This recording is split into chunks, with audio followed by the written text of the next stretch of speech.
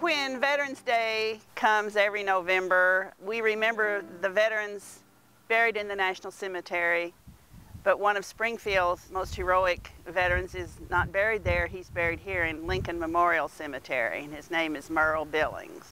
He was a member of the 369th Infantry Regiment, nicknamed the Harlem Hellfighters. General Pershing assigned the 369th to fight with French forces, and they fought all through France. They spent more time on the front lines than any other single unit.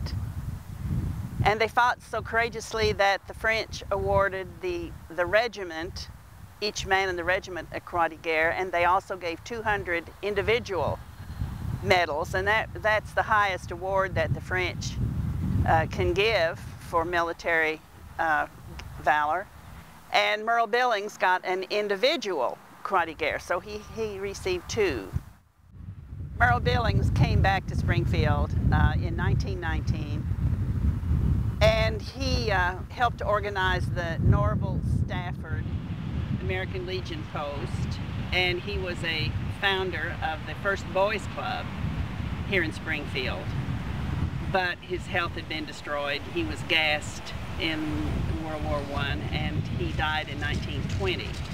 The Myrl Billings Veterans Service Center on North Boonville is named in his honor and serves all the veterans in this area.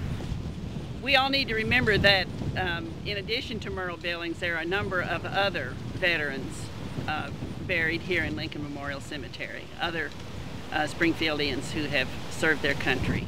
Miss Josephine Pascal is still living in Springfield. She is a niece of Myrl Billings. I am Mary Josephine Pascal. He was my adopted uncle.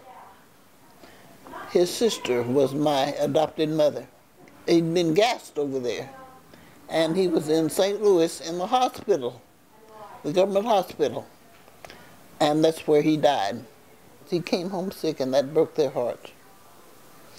And of course he told them not to worry, he'd be all right.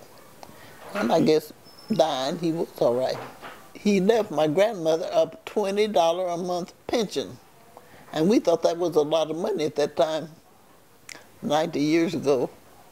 You know, I fell in love with him after he was dead. My mother and grandmother talked about him so often and so good. And so there must have been something about him that was nice.